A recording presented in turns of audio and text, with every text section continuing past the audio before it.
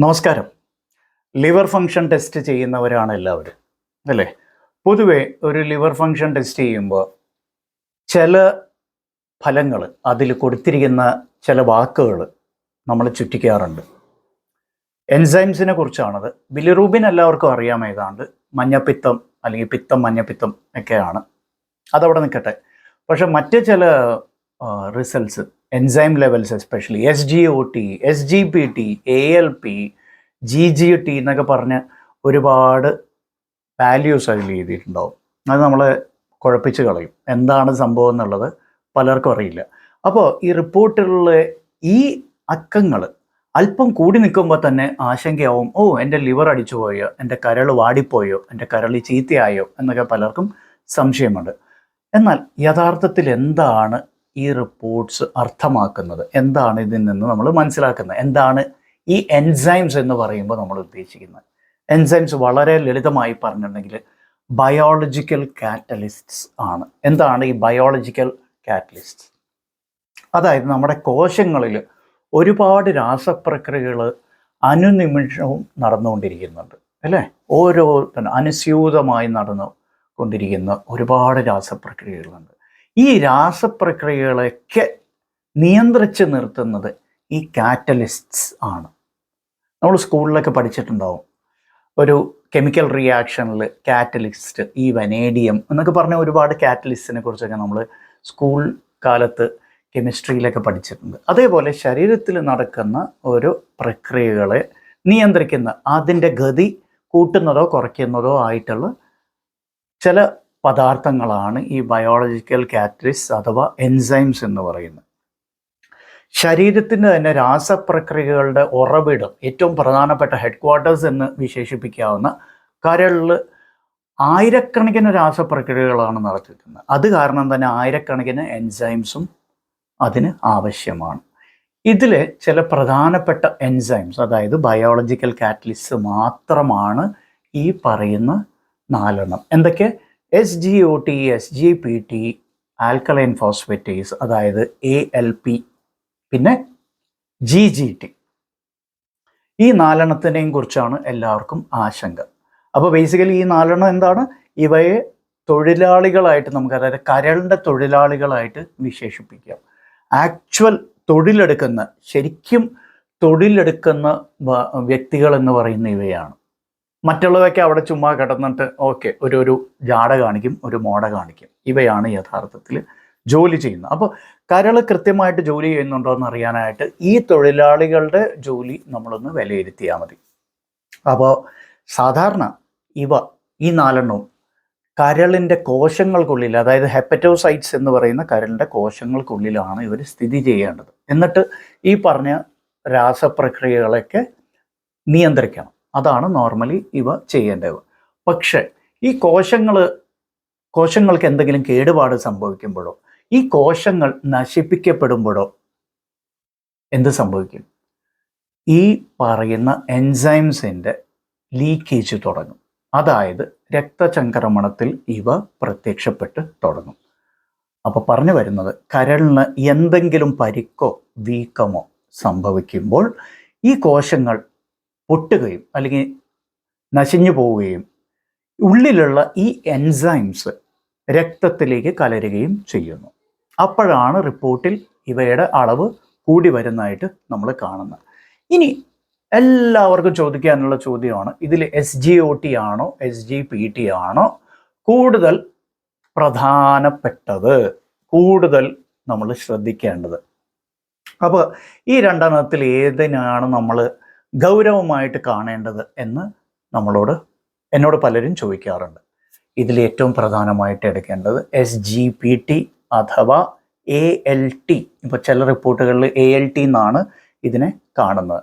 പിന്നെ AST എന്നുള്ളത് SGOT ആണ് സൂചിപ്പിക്കുന്നത്. അതൊന്ന് ശ്രദ്ധിക്കുക, ഇതൊന്ന് നോട്ട് ചെയ്ത് വയ്ക്കുക. അപ്പോൾ SGPT അഥവാ ALT ആണ് കരളിൻ്റെ തകരാറുകളെ കൂടുതൽ സൂചിപ്പിക്കുന്നത്.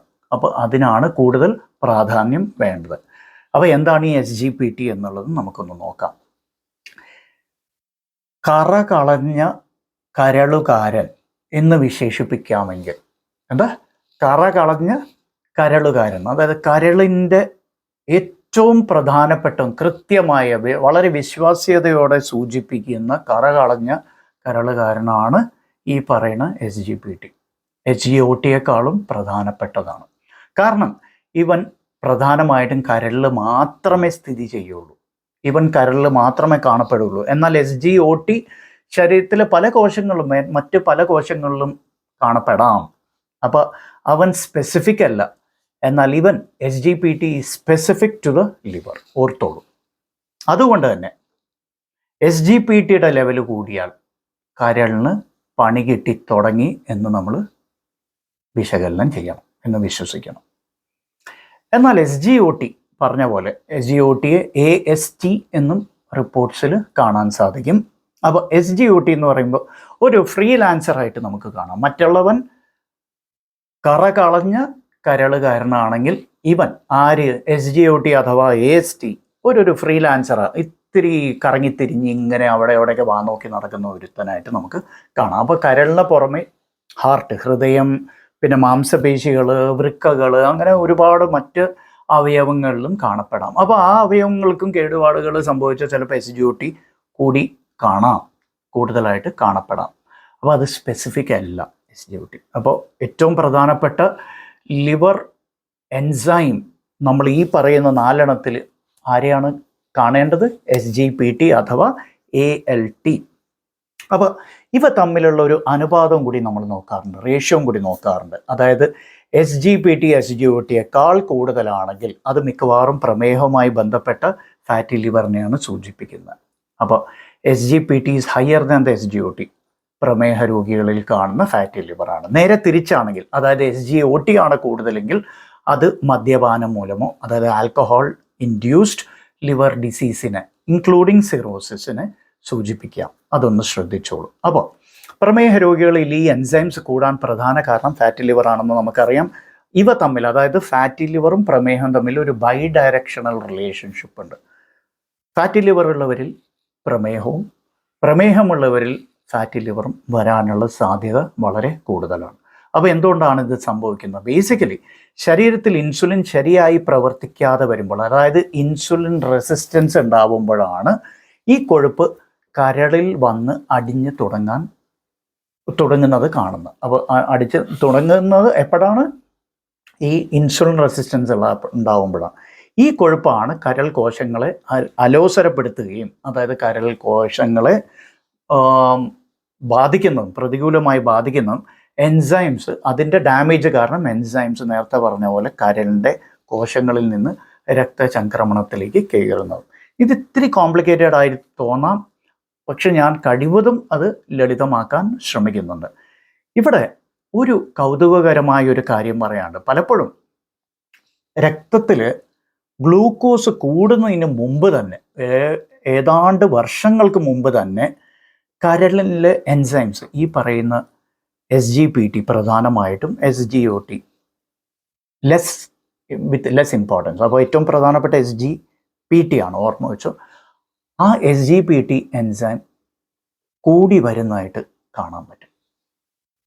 പ്രമേഹം കണ്ടു തുടങ്ങുന്നതിന് വളരെ മുമ്പ് തന്നെ ഇത് കാണാൻ സാധിക്കുമെന്നാണ് പല പഠനങ്ങളും കാണിക്കുന്നത്. അതിനാൽ നിങ്ങളുടെ ഭാവിയിൽ പ്രമേഹത്തെക്കുറിച്ചൊരു മുന്നറിയിപ്പ് നൽകാൻ നിങ്ങളുടെ ഈ എൻസൈംസിന് സാധിക്കും, ലിവർ എൻസൈംസിന് സാധിക്കും. അപ്പോൾ ലിവർ എൻസൈംസ്, എസ്പെഷ്യലി SGPT കൂടിക്കിടക്കുന്നത് ലിവറിന് മാത്രമേ പ്രശ്നമുള്ളൂ എന്ന് കരുതരുത്.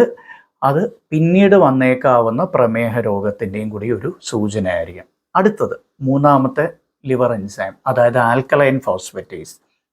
അപ്പോൾ SGPT കരൾ കോശങ്ങളെക്കുറിച്ചാണ് പറയുന്നതെങ്കിൽ ഈ പറയുന്ന ആൽക്കലൈൻ ഫോസ്ഫേറ്റേസ് പറയുന്നത് എന്തിനെക്കുറിച്ചാണ്?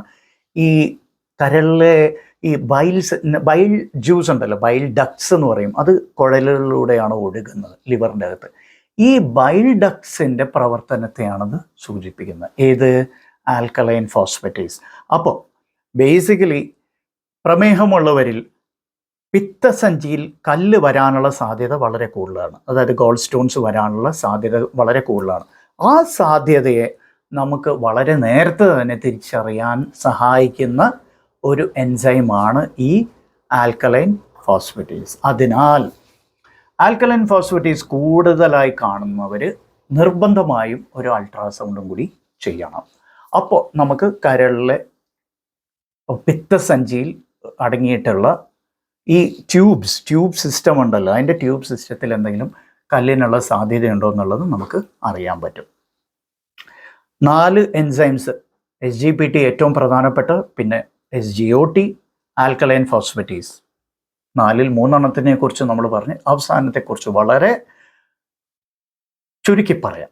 എന്താണ് GGT ആണ് നാലാമത്തെ GGT. യൂഷ്വലി എല്ലാവരും കരുതുന്നത് എന്താണെന്ന് വെച്ചാൽ, പണ്ടൊക്കെ നമ്മളൊക്കെ പഠിക്കുന്ന കാലത്ത് പറഞ്ഞാൽ എന്താണെന്ന് വെച്ചാൽ GGT ആൽക്കഹോളിക് ലിവർ ഡിസീസിൻ്റെ ഒരു സൂചികയാണ്. ആൽക്കഹോളിക് ലിവർ ഡിസീസ് ഉള്ളവരിൽ മാത്രമേ GGT കൂടി കാണുള്ളൂ എന്ന അത് തെറ്റാണ്.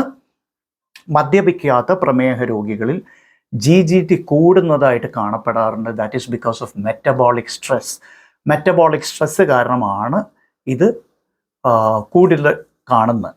അപ്പോൾ നിങ്ങളുടെ ശരീരം പ്രമേഹത്തിലേക്ക് നീങ്ങുന്നു എന്നതിൻ്റെ ഏറ്റവും കൃത്യമായ ഒരു റെഡ് സിഗ്നലാണ് GGT. നിങ്ങൾ പ്രമേഹം ഉള്ള വ്യക്തിയല്ല, നോൺ ഡയബറ്റിക് ആണ്, എന്നാൽ നിങ്ങൾ മദ്യപിക്കുന്നില്ല, നിങ്ങളുടെ GGT കൂടുതലാണ് എന്ന് കണ്ടു തുടങ്ങുമ്പോൾ ഒരു കാര്യം വ്യക്തമാണ്, അടുത്ത ഏതാനും വർഷങ്ങൾക്കുള്ളിൽ അല്ലെങ്കിൽ ഏതാനും മാസങ്ങൾക്കുള്ളിൽ നിങ്ങൾ പ്രമേഹ രോഗിയാവാനുള്ള സാധ്യത വളരെ കൂടുതലാണ്. ഉടൻ തന്നെ വ്യായാമവും ഭക്ഷണ ക്രമീകരണവും നിങ്ങൾ തുടങ്ങണം. അപ്പോൾ ഇനി നമുക്കൊന്ന് സമ്മറൈസ് ചെയ്യാം. അപ്പോൾ എന്തൊക്കെയാണ് SGPT, SGOT, ആൽക്കലൈൻ ഫോസ്ഫേറ്റേസ്, പിന്നെ ഗാമ GT അഥവാ GGT സൂചിപ്പിക്കുന്നത്? അപ്പോൾ SGPT കരളിൻ്റെ ആരോഗ്യത്തിൻ്റെ ഏറ്റവും കൃത്യമായ, ഏറ്റവും സ്പെസിഫിക് ആയിട്ടുള്ള ഒരു സൂചികയാണ്. SGOT കരളും പേശികളും കിഡ്നികളും വൃക്കകളും എല്ലാം കൂടി വ്യാപിച്ച് കിടക്കുന്ന ഒന്നായതിനാൽ അത്രയും സ്പെസിഫിക് അല്ല. എന്നാൽ SGPTയും SGOTയും തമ്മിലുള്ള റേഷ്യോ നോക്കാൻ വേണ്ടി നമ്മളെപ്പോഴും ശ്രമിക്കാറുണ്ട്. Very important.